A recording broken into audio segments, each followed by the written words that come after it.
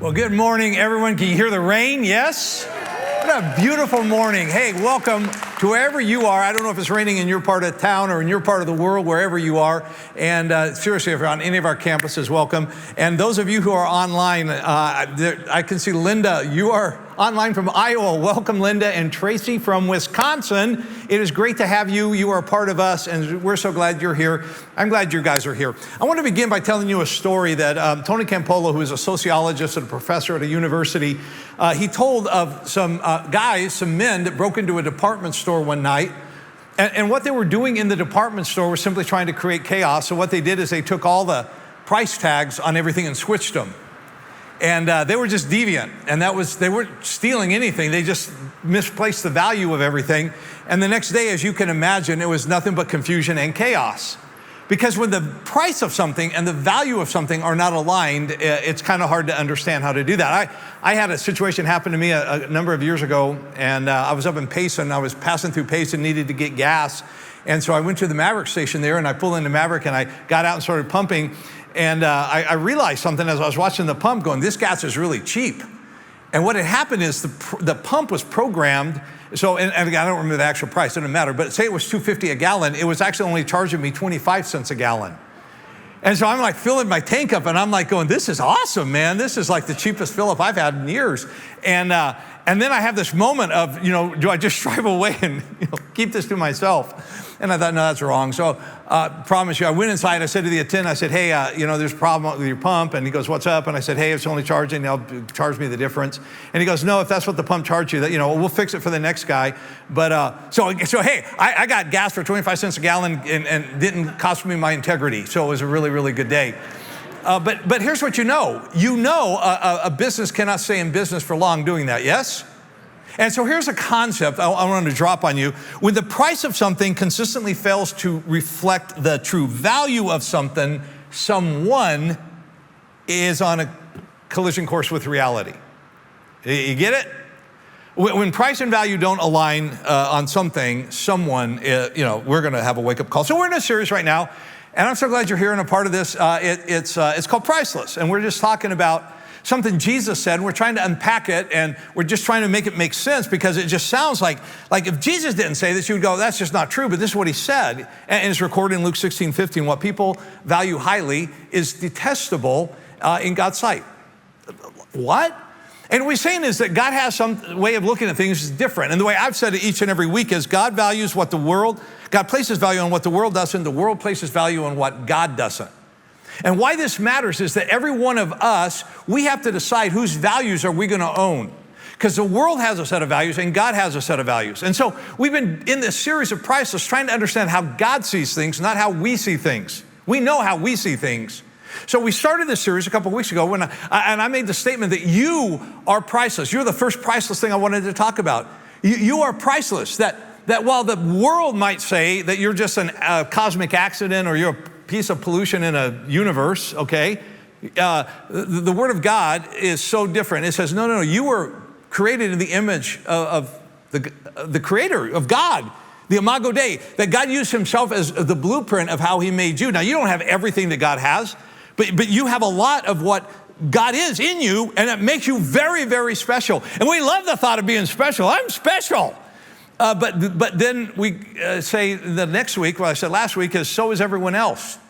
And because I want to be special, but we're all special. That's the point. So last week we talked about, on MLK weekend, we talked about racism. We talked about the fact that whenever you want to take one of God's creation and put it above every other part of God's creation, when we're talking about people, you're going to get it wrong, because God doesn't do that. God made one race, it's called the human race, and all of us are a part of it. It doesn't matter. It doesn't matter where you were born. It doesn't matter how much money you have. It doesn't matter what abilities or lack of abilities. It doesn't matter what your skin color is. We're all in the same thing. We're all in the human race. So first week was you. Second week was everyone else. And yet today I want to talk about, so it was you and then it was them. But today I want to talk about those. Those. What do you mean those? We've covered everybody and you and them. No, there's a group we haven't talked about. And it's those. And I want to talk about those today. It's a group that seldom get a hearing. And they don't get a hearing. We don't listen to or about this group because our culture has determined this particular group of people, well, their value is negligible. They don't get a hearing because we don't think that they have anything that's worth listening to. I want to challenge that today, all right? What I want to talk about today, I want to talk about the unborn. I want to talk about the subject of abortion. That's what I want to talk about. Now hang on before, I know you probably have a reaction. I need you to understand something. I am extremely reluctant to want to talk about this. Maybe not for the reasons you think. I'm extremely reluctant to want to talk about this because the last thing I want to do is compound the pain that so many families and so many women, and honestly some men, have suffered. I don't want to make it worse. I just don't. And you talk about it, and all of a sudden you've hit that nerve. And it's like, I don't want to talk about it for that reason. Why I want to talk about it is because if we don't talk about it, then people reach to the conclusion that everything's good. There's not an issue. And so there's this huge dilemma. And I'm caught in the middle of this dilemma. I don't want to add any more pain to people who are already hurting, but at the same time, I don't want to pretend like God doesn't have anything to say about this and be silent when I should speak. So, have a bit of grace here, all right? It's as difficult for me as it gets personally. Let's just from the outset say there's some reasons to make it so tough. And again, these are obvious. Number one, it's an emotionally charged issue. You know that, and I know that. People go nuts over this. People get violent. Hatred gets expressed over this subject, all right? And you know that. The ugliness of all humanity comes out. Just pay attention and watch. I don't want to go in there because it's emotionally charged. Also, and I've already said this, I don't go in there because it's already hard enough for people who have had to deal with this. I just would rather not make it harder, all right? But it's not just emotionally charged, and I can't get around this. It's politically charged. I know that, and you know that. It just is. It separates blue states from red states. It separates political parties. It separates candidates. And I just need you to understand, okay? I don't care about the politics of this, honestly. I don't care about the politics of racism. I don't care. I care about the kingdom of God and what God says about this. And so the politics, they just are. But the third part of it makes sense. It's a complicated subject. It's not something we can just, hey, let me give you like 3 things to think about and we'll be done. There's a lot to consider here. There's many facets involved. There are tactics involved, motivations that are tapped into. There's dollars that are invested, a lot of money to be made in this. Sound bites are used to influence your thinking. Euphemisms are used to deflect and detract. Angles are taken to not surrender ground. And to truly be informed on this, you have to invest yourself. You can't get this one quickly. It's just too complicated. There's too many parts to it. The challenge for me to preach on this in one message is enormous. Just understand that. But here's what I want to ask you, church. Have you already made your mind up? And can your mind be changed? Can you possibly see it a little bit differently than you've ever seen it? I don't know. I don't know.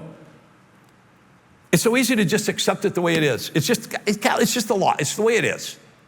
Just stay out of it. It's so easy to take that path. But can we not take that path? Can we just wrestle with it? So let me give you a couple scenarios, okay? So I want you to imagine that there is a preacher and his wife. They are poor. Let's start there. I want you to imagine this preacher and their wife have already had 14 kids. They have 14 kids. She just finds out she's pregnant with number 15. Okay, they're already impoverished, and there's already way over the population. So would you advise a woman to abort her baby? The second illustration would be this. Imagine a father and a mother that are both ill. They both have issues with health. They've already had 4 kids. One's deaf. One is dead, one is blind, and the 4th one has tuberculosis. She finds out she's pregnant with a 5th kid. Would you just go, come on? Here's the 3rd one. I want you to imagine that there's a teenage girl. She finds herself pregnant, not uncommon. She finds herself pregnant, and she's engaged, but he wants nothing to do with it. And he's upset emotionally, and she's trying to make the best of it, and you just go, what are you going to do? She has to explain that her fiancé is not the father of the baby. Would you recommend abortion? Well, just because I've used those illustrations. I didn't make those up. The first illustration, it's a true story. It's a story of John Wesley. You might or might not know who John Wesley is, but life in America would be different if John Wesley never lived, because he was an 18th century evangelist that changed the course of faith in America. That 15th child, if you'd have killed him, you killed John Wesley. The second illustration, the fifth of the 4 kids, that's Beethoven. You just killed Beethoven. That's Beethoven's life. The third one I just described, that's Jesus Christ, folks. We just eliminated Jesus. Now, I talked to the staff about this a couple weeks back, or longer, I don't remember, it was a while back. And I said, look, I'm gonna talk to the church about this. I just need to tell you, I'm gonna go there, and I don't want you to be caught off guard. And so I prepared them for that. What I wasn't prepared for was the fact that several staff members, as soon as that staff meeting ended, came up to me and said, can I talk to you for a moment? And pulled me aside. I didn't know where that was gonna go. And they said, hey, I'm so thankful that you're dealing with this. And they said, it's really close to me. And I will explain. And they said, well, and they told me their story. And I was so blown away. I said, hey, could you just put that in just a paragraph? And can I share that with the church? And 2 different staff people, unsolicited, came up right after that meeting, told me this. And I got a paragraph from both of them. Let me read to you. These are our staff. This is our church, okay? The first is one of our youth staff. And they said this: when I was old enough, my mom courageously told me the dilemma she faced when she discovered she was 4 weeks pregnant with me. She was 19 years old, just started college, and found out that she may have to parent me alone if she decided to keep me. After she talked to my grandparents, they urged her to get an abortion. My grandparents had even gone as far as to schedule the appointment for her that Monday. She was stuck between the proverbial rock and a hard place. The Sunday before the appointment, she stumbled into a church. It was a Mother's Day, and the church was giving out presents to mothers. As my mom walked into the church, a greeter stopped her and said, Happy Mother's Day, and gave her a gift as she walked into the worship center. By the end of the service, my mom concluded that the right thing to do, despite her fears, was to keep me. I am so thankful. And she made that decision despite being scared, and I empathize with her ever feeling like she had to abort me. Wow. And then one of our worship leaders who stands on our stages, all of our campuses, told me this: as a baby, I was placed for adoption by a very young mother. She had a choice to make when she got pregnant. She was reluctantly convinced to continue with her pregnancy and not have an abortion. I was that baby whose life was up for debate. I was adopted by an incredible family who desperately wanted and prayed for kids, but were unable to have any children of their own. I was raised to love the Lord and others more than anything. I'm a worship leader here at Central now and have a life surrounded by people who I love and who love me dearly. I am so grateful for this life that I was so close to not having, and I can't wait to see how the Lord will use it. I don't know when the last time you thought to thank your parents, your mom in particular, for not choosing to have an abortion with you, but you realize that you're here because they didn't do what we're talking about. That's how you got here. And I think about my own story. I discovered when I was, 25 years old, that my dad never thought I was his kid. And that's why he left when I was 3 months old. My mom very easily could have said, I can't do this. And I wouldn't be here today. It's a real subject, and it matters. Let me just put some of this in perspective, because I don't think we see it. I honestly don't think we see it. So let me do my best in just a bit of data. Won't overwhelm you, but let me challenge you with some stuff. Okay, so here's what you need to know. Every year, a little bit more than 36,000 people lose their lives on U.S. highways. 36,000, right? Every 16 days, that many babies get aborted. Every 16 days. From the time you set around your Christmas tree this past year with your family, we have killed 70,000 children. Now, you do that year after year like we've done it since 1973. This week in 1973, by the way, when the Supreme Court justice said that, hey, this is legal, more than 61 million abortions have occurred in America. Now, I'll say something about 61 million in a moment. Let me just say something about the decision that made it legal. You need to understand, this was never put to a vote. We never got a say on this. This was decided in 1973 in a split decision between 9 Supreme Court justices. They're the ones who decided the trajectory we're on. It was the famous Roe v. Wade case. Roe was a woman they called Jane Roe. It was obviously not her name. Her name was Norma McCorvey. Norma McCorvey was the case that was used. Norma McCorvey, after the ruling, came out and said, I got duped by this thing. I got used by this thing. She totally changed her views on everything after she spent a little bit of time working in an abortion clinic. And then she pleaded with the Supreme Court of our country, retry the case. And they wouldn't do it. And to her dying breath, which came in 2017, she lived to try to get that thing reversed because she was living with the subsequent reality of what that decision meant for so many babies. Now, 61 million. How do you even get your brain around that number? So let me do this. Let me give you a perspective of 61 million. All right, so what I'm gonna do is I'm gonna add a couple of states' populations together and I'll get us to 61 million, okay? So I'm gonna add just follow what I'm gonna do here. So let's bring all the population of Alabama and then all the population of Louisiana and let's put them together. But that's not gonna be enough, so we're gonna have to add Kentucky.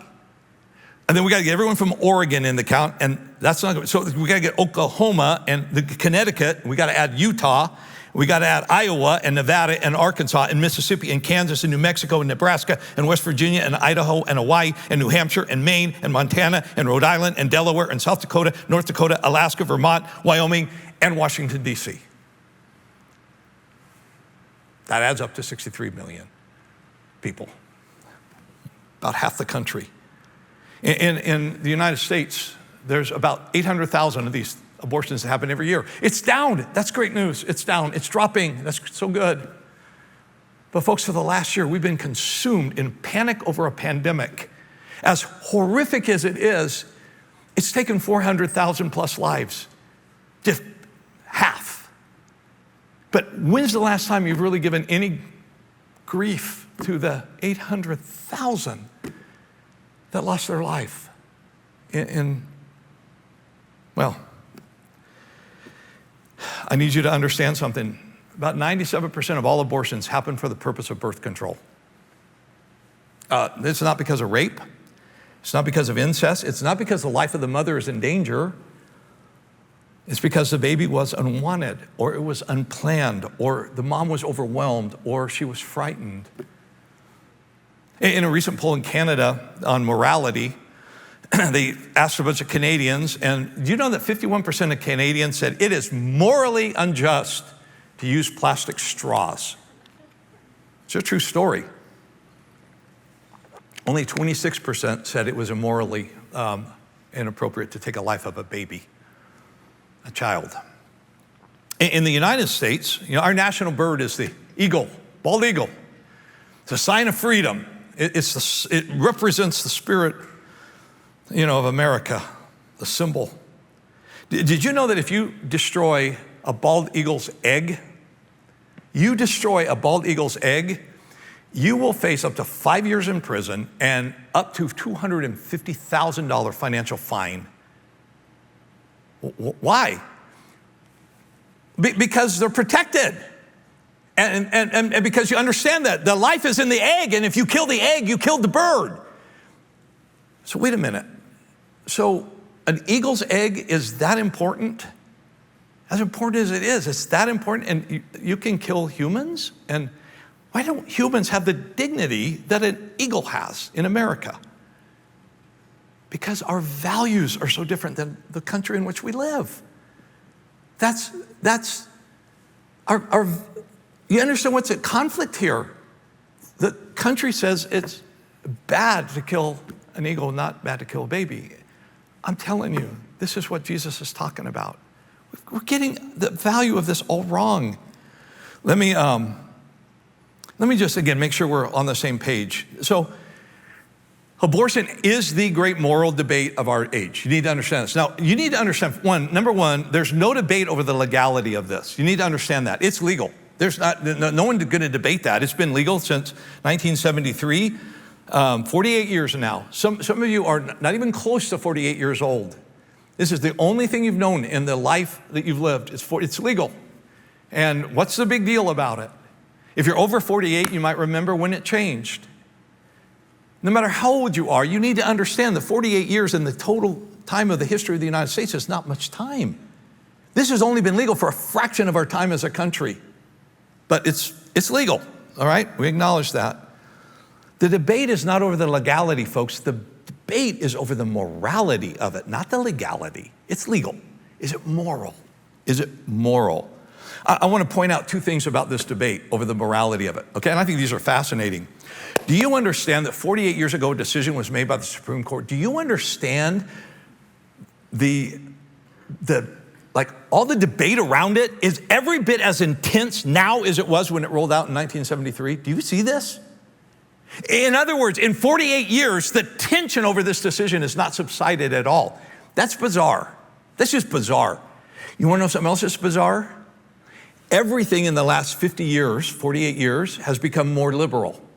All of our morality has become more liberal. We could take illustration after illustration. But this one, it's not become more liberal. If anything, it's been pulled back because it's such an anomaly that this thing got decided. And there's something intuitive within us. This is not the way it ought to be. Something is going on here. So let me just say this. What does the Bible say about this? Because that's really all that matters. What is the Bible? If you're a kingdom-minded person, it's all that matters. What does the Word of God say about this? Does God say life is special? Yeah. It's priceless.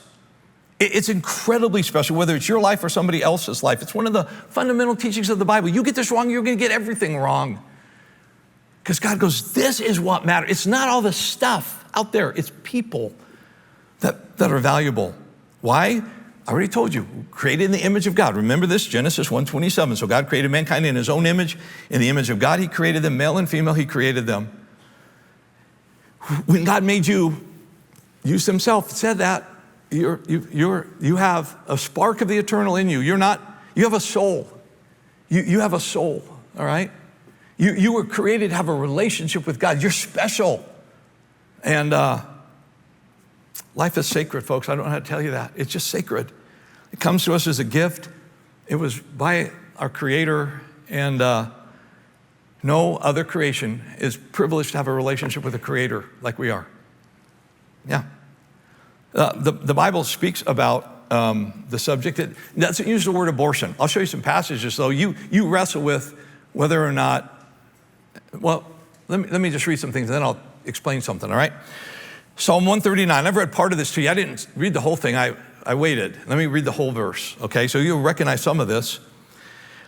For you created my inmost being. You knit me together in my mother's womb. I praise you because I am fearfully and wonderfully made. Your works are wonderful. I know that full well. My frame was not hidden from you when I was made in the secret place, when I was woven together in the depths of the earth. Your eyes saw my unformed body. All the days ordained for me were written in your book before one of them came to be. The prophet Jeremiah said this. God said this through the prophet Jeremiah. Before I formed you in the womb, I knew you. Before you were born, I set you apart. I appointed you as a prophet to the nations. Before you were born, before you were conceived, before time. In the Bible, children, and again, we could talk about Jesus, don't have time. Cherish, cherish, cherish, cherish. Psalm 127, sons or children are a heritage from the Lord. Children are a reward from him. Now, again, the word abortion, you're not going to find it in the Bible. Don't do a Google search, you're not going to find it. It's not in the Bible because in Jewish culture, this is not even like something we're going to talk about. It's just so obviously not. But it comes from an understanding about the sanctity of life that is very much. So if you go to the Old Testament, it's part of the culture. If you go to the Old Testament, let me read you a situation where in Exodus they're trying to figure out, okay, what if this happens? What if this happens? Let me just read to you, all right? Exodus 21:22. If people are fighting and they hit a pregnant woman and she gives birth prematurely, but there is no serious injury, the offender must be fined whatever the woman's husband demands and the court allows. But if there is serious injury, you are to take life for life, eye for eye, tooth for tooth, hand for hand, foot for foot, burn for burn, wound for wound, bruise for bruise. What's being said there?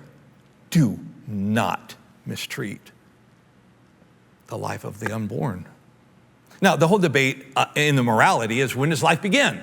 Because see, here's the deal. If life begins at birth, then taking that before birth is not anything, you're not killing anything because it wasn't alive until it was born. But what if that's not when what if life actually begins at conception, which frankly, I believe it does, and I strongly believe it does. If it begins at conception, then something else, because if that fetus is alive, then it's a whole nother study of issues. Now, okay, so when does life begin? Okay, but what kind of life is it? Is it a cat? Is it a dog? No, folks, it's a human being. We know it's a human being. And do you understand, from the time the sperm and the egg collide together, that call it a zygote, call it an embryo, call it a fetus, whatever stage you want to talk about. Do you know that all that's necessary for that creation to become just like you and me, 3 things are needed: time, nourishment, and protection. You know how you got here? Somebody provided you time, nourishment, and protection. You take away any one of those 3, you won't be here. Tragically, it's been determined that the most dangerous place you will ever be in your entire life, the most dangerous environment you're ever going to find yourself, personal risk and risk to your welfare, are the 9 months that you spend in your mother's womb. Does that sound good to you? Does that sound right to you? Does that sound like dignity?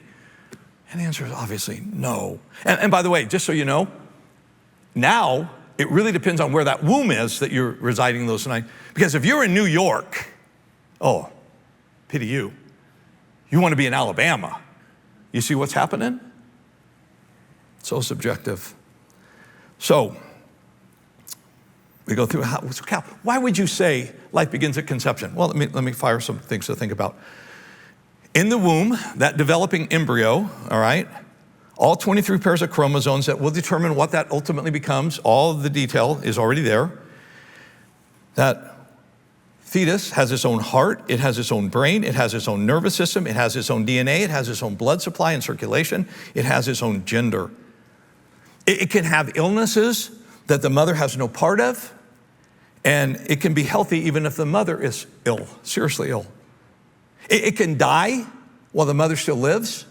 It can live even if the mother dies, obviously with care and help.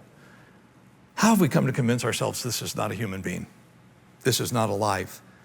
I think because we maybe don't want to know. So what I want to do is I want to show you just a little 2-minute thing, just to remind you about how life develops. And if this is not alive, what exactly is happening here? Just watch a video, 2 minutes. Watch.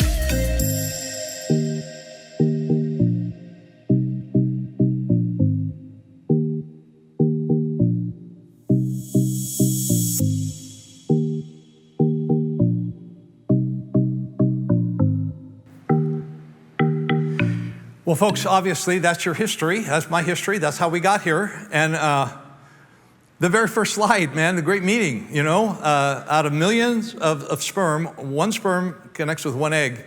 How any of us can have a bad self-image, there were millions of competitors, you won. You did it. And that's how you got here. Now, I'm going to say all right, here's the big takeaway. All right, ready? Here's what I need you to understand. If God is indifferent to whether or not we kill babies or allow them to live, then God cannot possibly care about the living or dying of any of us. Let it soak in. If God sits back and goes, yeah, I don't really care about that group, that's not important. If they're not important, folks, we're not important. Now, let me be really clear. Is abortion unforgivable? No, absolutely not. It's not the unforgivable sin. It breaks my heart, the weight that women carry, though. Because we live in a world that wants to say there's not an issue here that you need to be concerned about, but in your heart, you know there's an issue you should be concerned about. And God is going, come to me. Come to me and release this to me. But you live in a world that goes, you don't need to release anything. But you know in your heart. I want to introduce you to a friend of mine, a leader in our church. Her name is Lisa Henry. She's a fantastic woman. She's a board member of our church. She's an executive director of an organization. She's heads up many of the prayer things going on in our church. She's a fantastic lady. She's got a story to tell. I want you to just meet Lisa if you don't know her. When I was 19 years old, I found myself in an unplanned pregnancy, and the boyfriend said, I will support you in whatever your decision. And those words were so rejection. I just really heard rejection in that place. And I will tell you that I didn't know it at the time, but I truly closed my heart off to that. And when I followed up at the doctor's office, I recall asking the doctor, what are my options? And I don't remember hearing my options, and I will tell you from that point forward, I didn't tell another person that the decision that I made was to have an abortion, and the same doctor that would have delivered my baby now aborted my baby. And I'm 19 years old. I knew how to work. I was working 2 jobs. A few years later, I bought my first house, and I began to just really focus on the corporate climb and professionally doing the things that I needed to do. When I first came to Central, God just really connected me to the people that would let me be safe in my community and let God do the work in my heart.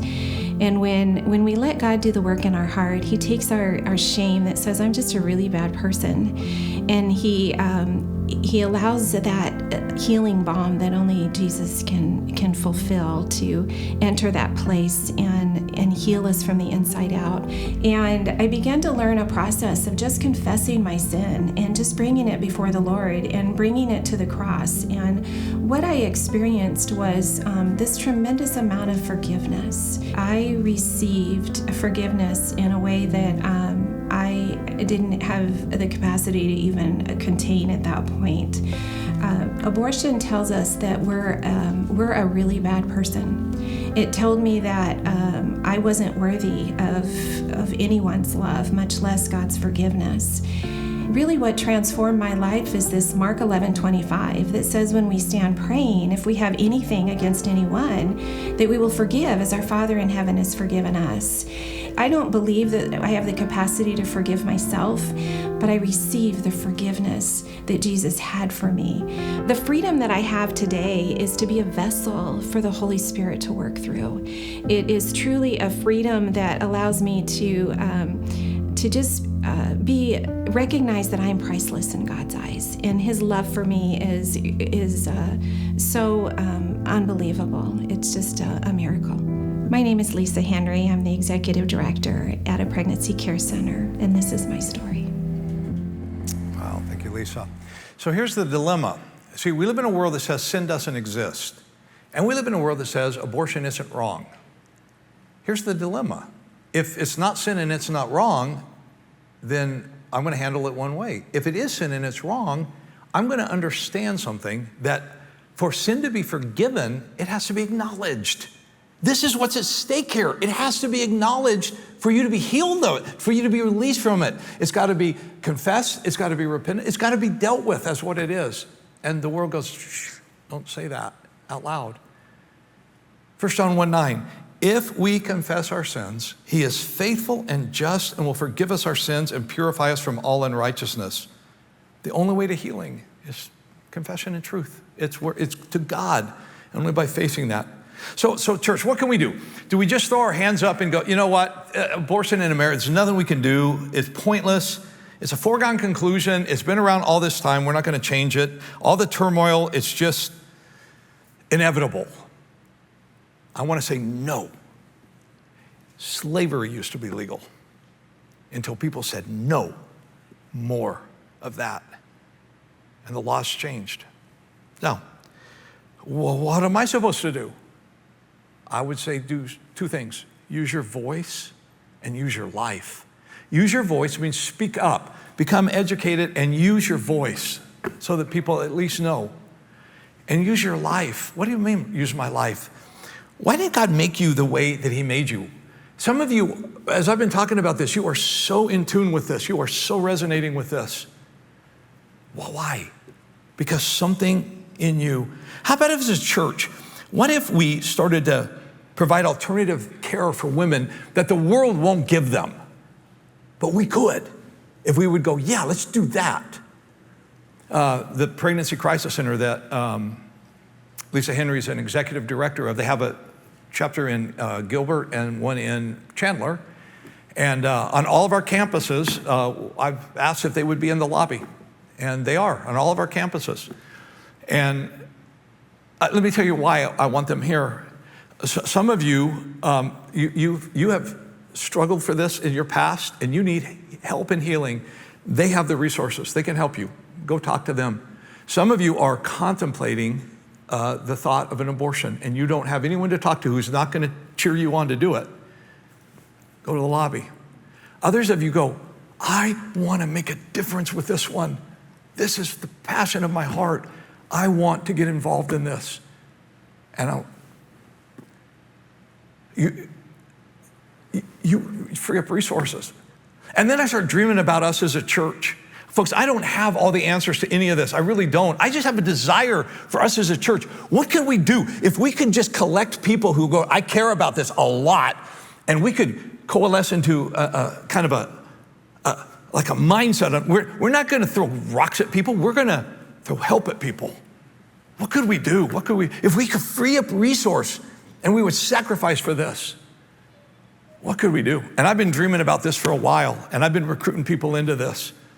I've asked one of our staff people and one of my executive team, her name is Kelly O'Donnell. I need to tell you, Kelly's never had an abortion. I feel like I need to tell you that.